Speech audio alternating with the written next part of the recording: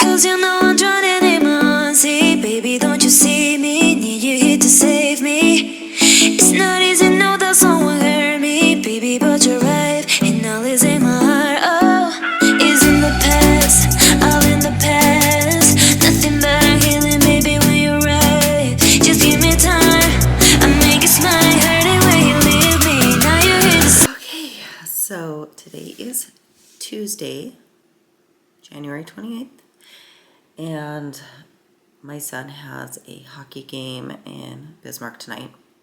So I'm going to, it's about 10 o'clock in the morning right now. I just finished up with my client check-ins, the ones that did check in already, and then I'm going to eat my breakfast, which is in a white English muffin. This is actually not my breakfast, it's my pre-workout meal. My breakfast was a pumpkin spice ninja creamy. So that's what my breakfast has been since before my competition back in September. So I am really under the weather today. I got sick on Friday of last week and woke up Saturday with a fever. My fever broke early Sunday morning. But I am super congested, living on nasal spray right now, which I know is not good, but Mucinex, NyQuil, they're not cutting it. Just the congestion is freaking awful. So I'm going to finish my pre-workout meal and then head out to get my workout done and cardio, and then go train my Tuesday client, and then head to Bismarck so that I can watch my son play tonight. My little colt, he's turning 4 this year. He's 4 this year. He is the laziest horse ever. He just lays down and lays down and lays down. Geldings are typically, in my experience, lay down more than mares do, and he has proven that to be true. He does not respond to you. Like, if you've ever had a horse pass away unexpectedly on you, which I have, you freak out every time you see a horse laying down. he is just sleeping on the hay pile, and I like walk out to leave for the day, and he's just laying there, doesn't respond. My mares, they'll hear you open the door, and they'll like perk up, or their ears will twitch to like that direction. Nothing from him. So I like streak, yell at him, nothing. So I like get in my car and drive over to the pile, because I'm like, okay, like is he dead or is he sleeping? So I drive over there, and he thinks he hears a vehicle coming, so he finally like perks up. Damn horse. Gets me every time. He gets me every time. My mares, I'm like, see him laying down. I'm like, whistle, just give him a little, and they'll perk, you know, they'll just like, whoop, you know, and it's probably not very nice of me to keep waking them up, but you ever had a horse pass away on you unexpectedly? It's, you just freak out every now and then, especially with horses that like, obviously it's prime time for him to be laying down. The sun's out, you know, it feels good. He's just basking in the sun. It's 37 degrees. We got a heat wave in, you know, but you still never know, okay? Like, you still freak out. Anywho, this week, Coach and I decided to do a mini cut. I hit 131.5 pounds yesterday, which is more than I was holding at last off season. I was holding at around like 127, 129, 130 maybe on a heavy day. And then after I started prep, and you know, usually when I start prep, my body weight goes up right off the bat, just because cardio gets put in. I get this like harder training mindset, and I just, it's like I know I anticipate the prep is here. My body's like, nope, we're jumping up in weight. We're gonna mess with you and make you work real hard to get this off. So usually when I start prep, my weight spikes up. So the highest weight I have seen on the scale since I started, well, since I was pregnant, actually, the highest weight that I have seen on the scale is 133 pounds. So that was right after I started prep last year. I went from like literally 129 to 133 in a week, and then it just right back down. So I'm 131.5, which, take off my boobs, that's like 129.5.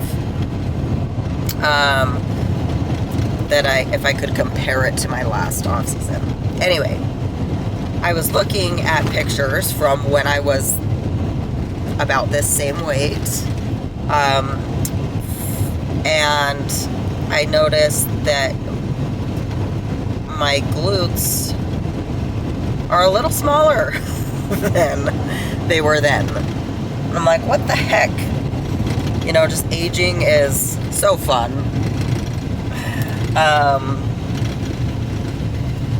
And I just need to learn to embrace it, right? So, me embracing my age. I am 36. And big news, I'm going to be a grandma this summer. So I have a grandson coming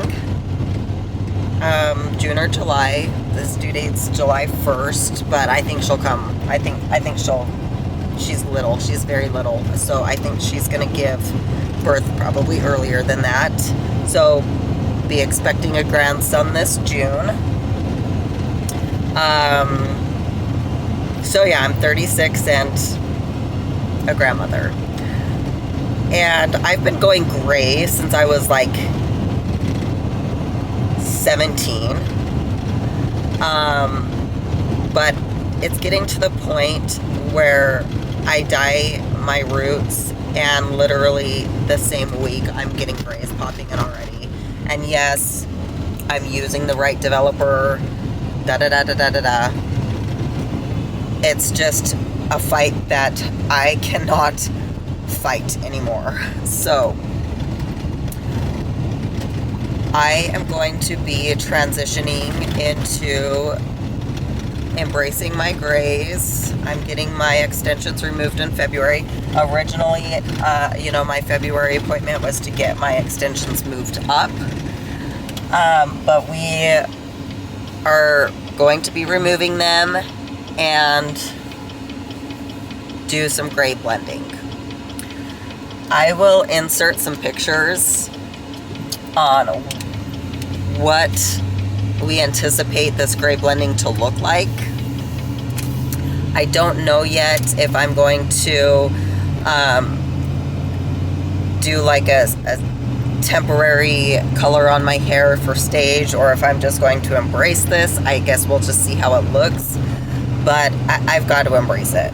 But I'm not going to embrace this. So I did go in and get my Dysport treatment yesterday.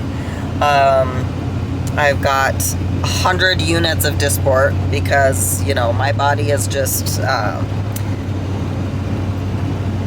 it likes to fight and be stubborn, like my personality. So, yeah, I got 100 units of Dysport yesterday in just my forehead and frown line, and then a couple for a lip flip, but I did not get my crow's feet done in my eyes. So, got that done.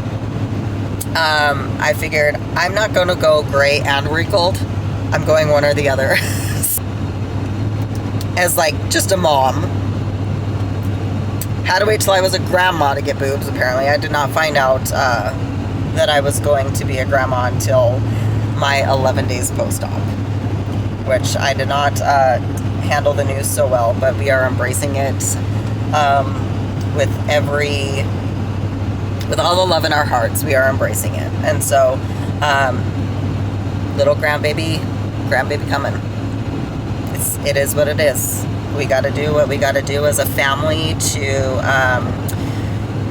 support my son, to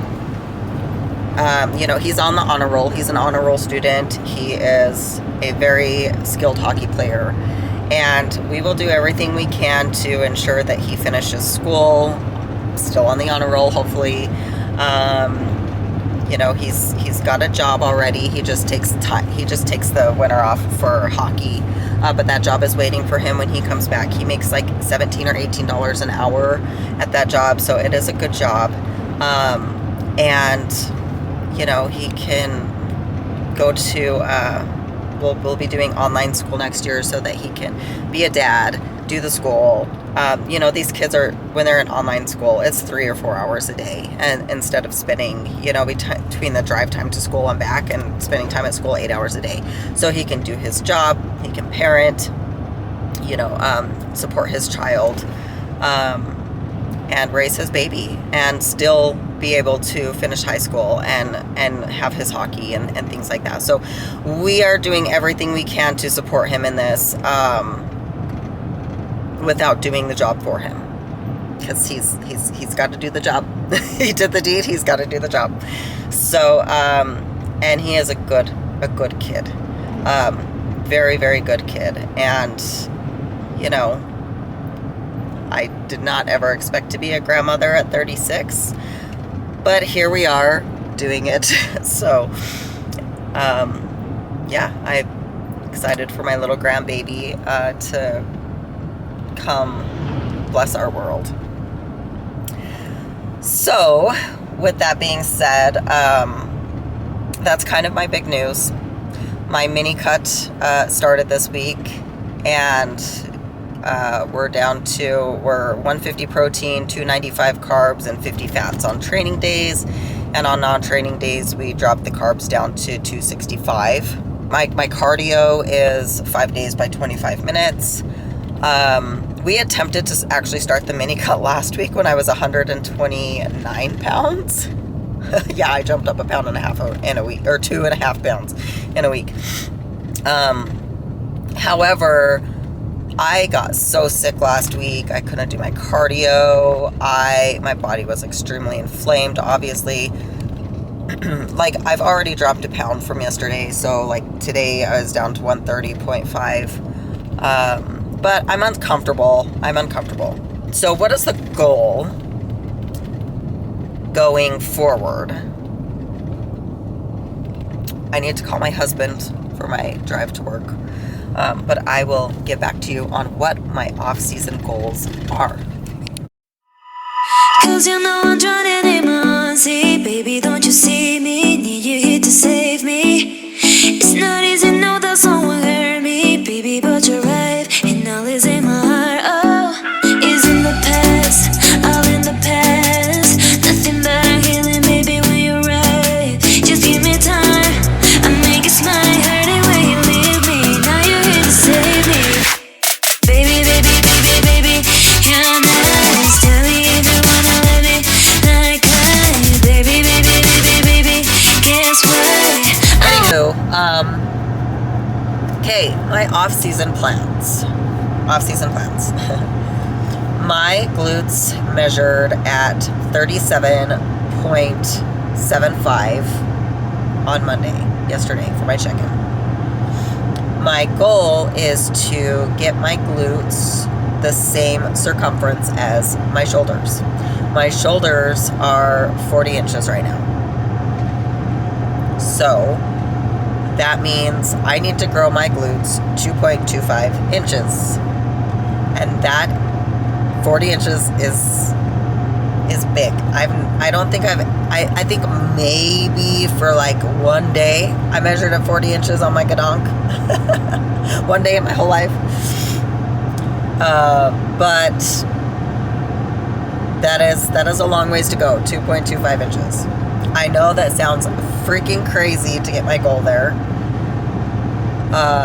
Especially when I want to gain minimal fat doing so. I know I have to gain fat, but I'm not gonna I don't want this 40 inches to be like straight fat, okay? Like this, I gotta get some quality glute muscle in there. So that is my goal, my off-season goal before prepping again. So I'm going to hit that 40 inches in my glutes while maintaining a healthy body fat. Like I said, right now I'm uncomfortable in my skin. I'm a little too high in body fat. I am resetting my insulin sensitivity and mini cutting. I'm gonna cut down to like 125-ish. And then I will start my lean bulk from there.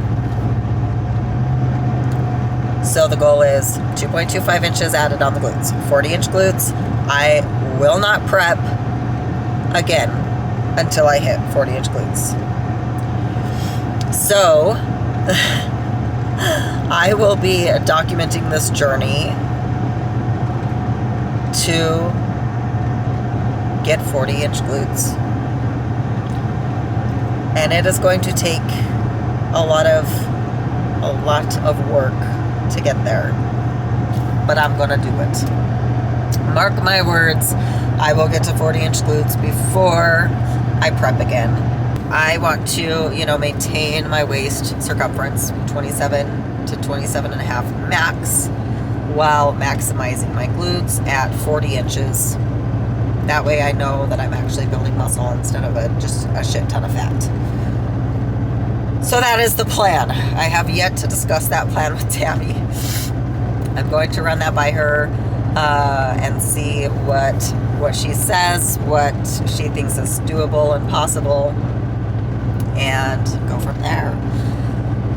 But I definitely don't want another prep where I'm just losing all this muscle that I've worked so freaking hard for.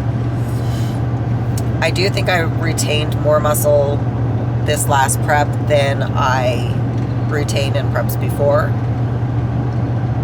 but it still isn't good enough. I want to retain even more, which means my bulk has to be leaner than the last one, so I don't have to grind so damn hard to get stage lean again.